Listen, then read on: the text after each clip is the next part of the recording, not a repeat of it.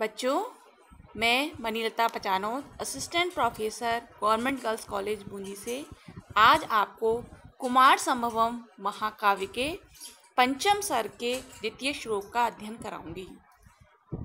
इस श्लोक में पार्वती का तप द्वारा सौंदर्य को सार्थक करने की इच्छा एवं पति को पाने की लालसा का वर्णन किया गया है।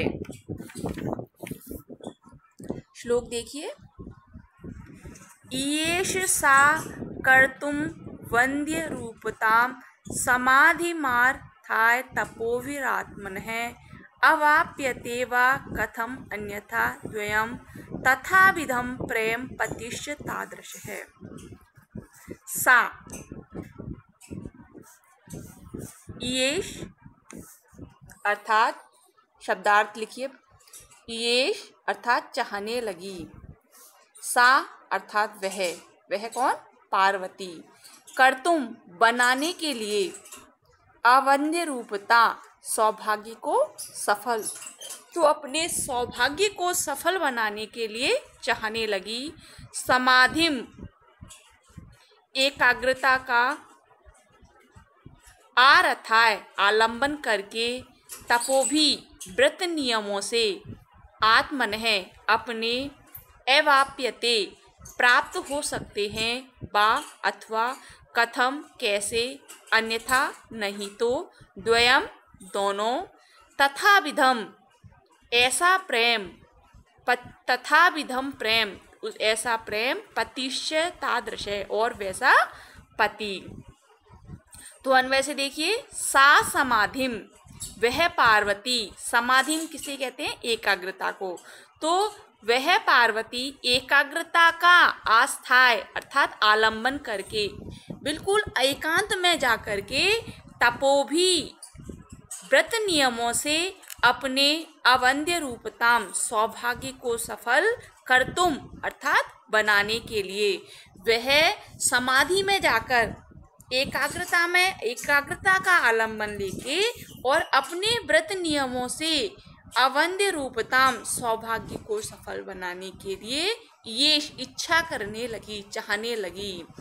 अन्यथा नहीं तो, तथाविधम प्रेम उस प्रकार का प्रेम, तादर्श है पति और उस प्रकार सा पति और वैसा शिव जैसा पति, द्वयम दोनों, कथम कैसे, अवाप्यते प्राप्त हो सकते हैं।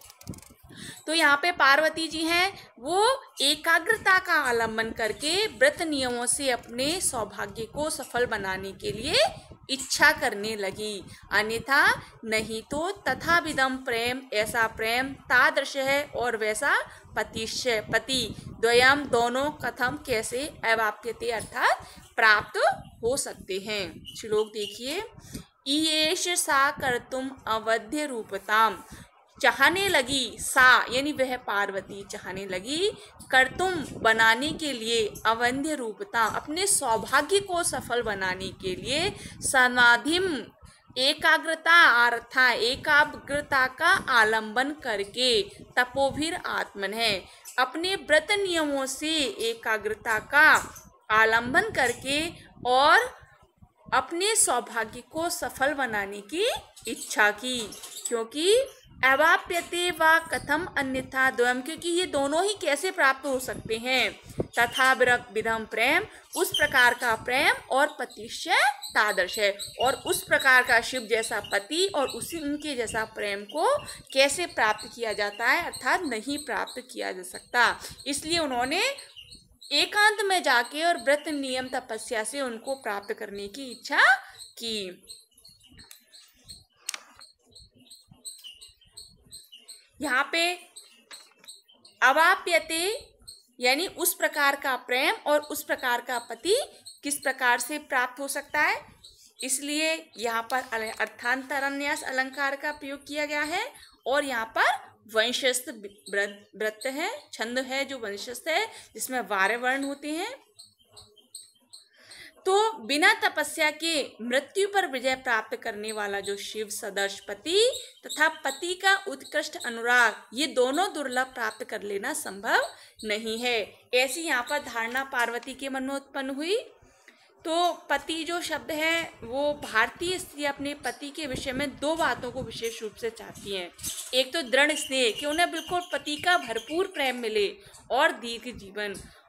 तो इस श्लोक में आए हुए तथा विधम प्रेम उस जैसा दृढ़ स्नेह वाला प्रेम और तादर्श पति जो बिल्कुल दीर्घ जीवन वाला है, बिल्कुल जिसके आजन्म हो, तो ऐसे पति को प्राप्त करना इन दोनों विशेषणों का अभिप्राय है। अवाप्यते अर्थात प्राप्त होता है। अतीव दुष्कर मनोरथ की पूर्ति के निमित्त मनु ने भी अपनी मनु स्मृति में तप नामक साधन को उचित ठहराया है। अतः पार्वती द्वारा शिव पार्वती रूपी दुष्कर कार्य के लिए तप का अनुष्ठान किया जाना उचित ही था। संस्कृत व्याख्या देखिए।